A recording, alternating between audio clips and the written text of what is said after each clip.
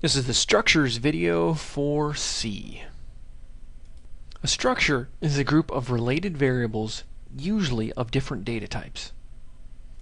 Here's the generic syntax for declaring a structure. First, you start off with the struct keyword, and then it's kind of like a sandwich. You have your top slice of bread and your bottom slice of bread.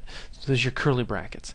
Now inside there you declare a whole bunch of variables, and to do that you have a data type and then a variable name and then a semicolon. Data type, variable name, semicolon, da da da da da, and you can have as many of those you want.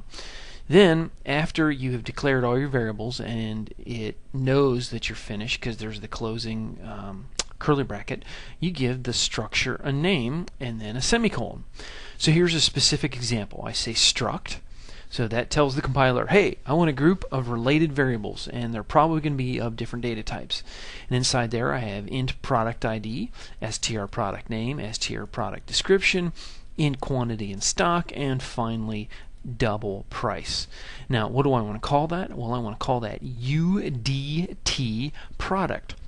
Now, the UDT prefix stands for user defined data type, and we can't use str. That, you'd think hey, why don't you just use str, because that's already used for strings. So there's your generic syntax, and there is a specific example. Unfortunately, you can't initialize the variables inside the structure in the structure declaration. So for example, if I tried to initialize int product ID equal to 0, which I've got there in red, that would generate a compiler or syntax error. That means you need to manually initialize every structure after you declare it. Remember, this is C. It's all about control. It can't do anything for you without wasting CPU cycles, memory, hard drive space, battery power, or some combination of those. Sometimes I call C VB appreciation. The more I use C, the more I like VB. To access a variable inside a structure after you've declared it, use a period after the structure name. So most integrated development environment IDEs like Visual Studio will display an autocomplete list of all the structure variables after you press the period key. So for example, I've got my structure defined here, and then later on somewhere in the code I type the structure name and then hit a dot, and boop, I get this little autocomplete list that pops up. Very handy. By the way, you type the first few letters of the variable you want, or arrow up and down, and then hit tab, and it should finish typing the entire variable name for you. Now notice that the variables or fields are listed in alphabetical order and not the declaration order. I kind of think they should be in declaration order, alphabetical order, or maybe you should have a little choice, some little sort field on here, but oh well, I'll take the autocomplete list. To initialize the entire structure would require the following code.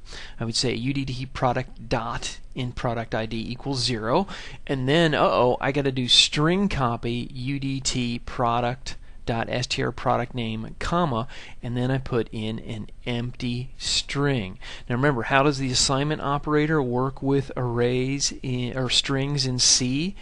It doesn't. Right? So we have to do the same thing for product description. Now, by the way, there's no space in there. There is no space in there. There is no space in there. Say that with me. There's no space in there. I have so many students that they feel compelled to put a space in there. It's like they can't write an empty string. It's like something's got to be in there. No, nothing's got to be in there. It's empty. Now, by the way, what will that do? That will copy a terminator to the first element in the array. So it'll put a 0 in that first array element. Then you go back to product, and int quantity in stock equals 0, and then DBL price equals 0, 0, and I put 0, 0 because it's a double. It's got decimal points. So that's how you would manually have to initialize every element in the structure afterwards. Now hopefully your brain is screaming, oh, that is way too tedious. I'd probably want to write a procedure to do that. Then, yeah, now you know your brain's thinking right if you want a procedure for that. Getting values out is just as easy. You just have a bunch of printfs, you leave your placeholders for whatever, and then you say the structure name dot and then the field. And just make sure that your prefixes, your prefixes match up with the placeholders. Now this is a place where the the prefixes really help us, because otherwise we'd have to guess what placeholders to use in our printfs for all those fields. Now notice how I space over all the colons and the placeholders so that they line up vertically, and I also space over the UDT product dot whatever. See the gaps there? Now so they line up vertically. Now why do you think that I do that? Why do I do that? Readability, of course. Why use structures? I like to think of structures as data suitcases. Anytime I'm going traveling, I always pack a suitcase. Why? Because it's easier to carry around all my stuff in one bag rather than, try to carry it all individually. I know I'd be dropping stuff all over the airport and the TSA would be coming after me in a heartbeat, Sir, you left these dangerous socks on the ground. It's like, oh well. It's the same with variables. Well, now, when do you go traveling with data or variables? Well, anytime you call a procedure and you need to pass 3 or more variables, you probably want to make and use a suitcase. Complication. When you pass a variable to a procedure, you have to specify the data type in the procedure declaration and definition. So for example, right here in red, I've declared that I am passing in 2 variables, and they are or parameters, and they are both of integer data types. Now this complicates matters when passing structures. Well, why? Because we have to redefine the entire structure for each procedure that we pass it to. For example, initialize product, we have to say struct, open curly bracket, all the individual fields, close curly bracket, and then finally put the variable name. Oh my goodness. Now we can't just use the struct keyword, because that's using like the I in int. It needs the whole thing. You can't. Now that is, I'm sure most of you agree, absolutely ridiculous. We might as well not even use structures if that's all that we're left with. However, there is a better way. Introducing the typedef command. The typedef command allows you to make an alias for data type. So here's the generic syntax. Use the typedef keyword followed by the data type and whatever alias you want to use for that data type, followed by a semicolon. So here's a specific example. Typedef float single. Now, I always thought it was an inconsistency when they named the data types. They had float and double. It should actually be single float and double float, or single and double like they do in VB. So in this example, I make an alias single for float. Now, after you have defined the alias, you can use it when declaring variables or parameters. So for example, single s and g value equals 0. And if we had a prototype, we could say single, add 2 values, single value 1, single value 2. Oops, that should be value 2. I'll fix that real quick. Pretty cool, huh? So how does that help with structures? Let's take a look. Here we've got the typedef keyword, and then all this stuff here in green is the data type. That's our structure definition. So struct, open curly bracket, blah blah blah, all that stuff. And then finally at the very end in purple we have our alias, which in this case I say is UDT. Remember, that is for user defined type. Product type. Now everything inside the green is the data type. That's the entire structure, and everything at the end that's the alias. We can now declare variables and parameters using the typedef alias. So for example, UDT product type, UDT product, or void initialize product, UDT product type pointer, p UDT product. Whenever I assign an alias with the typedef command, I always name it with the following format: UDT and then an entity name like product or house or customer or whatever, followed by the word type. I put type on the end, so when I declare a variable of that data type, I can just use UDT entity name, and I don't have to worry about a name collision. A variable name can't have the same name as a data type, so that would be a name collision. So to name a variable, I just drop type from the end. For example, UDT dog type, I have UDT dog. UDT car type, UDT car. Where to put typedefs? If you'll examine the coding template provided in the codingstandards.doc file posted on Blackboard, you'll see a section for user-defined types. The user-defined types must come after the constants because you may use a constant inside one of your user-defined types.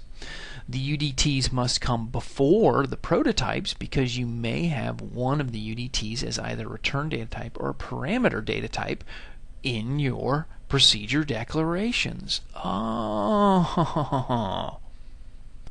For example, we have constants, and then I have my typedef structs, UDT product type, and then I have my prototype where I use that typedef alias.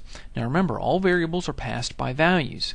If we want to change the values inside the structure in the procedure, so for example we're going to initialize it, we have to pass a pointer to the structure to emulate passing by reference. Now if that wasn't cool enough, it gets even better. You can declare an array of structures using your alias. So for example, UDT product type A, UDT product list of size 50. Whoa, that is so awesome. So let's look at the code to initialize that array. So we have void main, we make our array of size 50, and then we initialize that product list. So we pass the entire array. Inside initialize product list, we have a loop, and we loop through the entire array, and I use a constant here to make it easier in case that size changes. Inside the loop, I call initialize product. So up here, notice I've got initialize product list. That's everything. Here, it's just a single product, and I pass the current element, and I pass the address of it, or I pass it by a pointer. Now remember, arrays are special. They are passed by pointer by default. We'll find out more about that in a few weeks. For now, please just ignore the seeming inconsistency. That's why we didn't have to pass a pointer to the array, because it's already essentially a pointer. But anyways, ignore the man behind the curtain. And here's the code for initialize product. Notice that it is a pointer data type, and the asterisk modifies the data type, not the variable, so that's why I always put it on the left. We modify our prefix by adding a P to it so that we understand that we have not an actual UDT product, but we have a pointer to where one of those lives. And inside the code we say product and then dash arrow ID equals 0. We do our string copies and set our quantity to 0 and our price. Now notice the dash arrow characters. That's used in place of a period when you have a pointer to a structure variable instead of just a plain structure variable. So if we had a plain structure, we'd use a period, but because it's a pointer, we use dash greater than sign. There's another syntax that you might see where you say pointer and then you put parentheses around that and then the dot. Okay, there's reasons for that. They're both functionally equivalent. I think the first one is easier to read and type, but basically you just want to pick one and stick with it. So in summary, a structure is a group of related variables, usually of different data types. You almost always, like 99.9% of the time, use a typedef to make aliases for structures so that you can actually use them by passing them around. Like all other data types except arrays, structures are passed by value. If you plan on changing the values in the structure, you must pass it by pointer. Use the dash greater than characters or the parentheses, pointer, close parentheses, dot, don't forget the dot syntax, to dereference the structure pointer and access the fields inside the structure. So now I bet you'd love to see an example of this. So let's switch over to Visual Studio, and I have essentially typed in that code. So I've got my user-defined data type, and then I've got some prototypes where I initialize the product list. I initialize a particular product. Then I have print product list, and then print a particular product. In my main, I declare an array of 50 of those. I initialize them. Presumably right here I would do something like read them in or whatever, and then I would print them out. And here is the code to initialize them. And we've got string copy that we needed, and I copied that from the last homework. Some people say, is there a way to include that? No, at this level pretty much you got to copy it and paste it out of your old homework, and or copied out of the whole homework and pasted in. Here's print product list. And finally, here is the print the individual product. So I go ahead and run that. And there is all my output. Now notice I added a little bit of code so I can see what product I am printing. So you see where I pass in the index and I leave a space for that. So, and those are all correctly initialized to nothing, and the output looks nice and formatted and lines up vertically. Now I bet you would love to have a copy of that code to pour over. So what I've done is I printed that to PDF and I've posted it along with this video. So we go back to the summary. That concludes our whirlwind tour of structures. Now you should probably have some familiarity with these. Hopefully you've used them in VB. And of course the next logical step is not only after you learned about them, is to start using them. And we're going to have a great homework on that called Structure Stress. And that is the end of the structures video.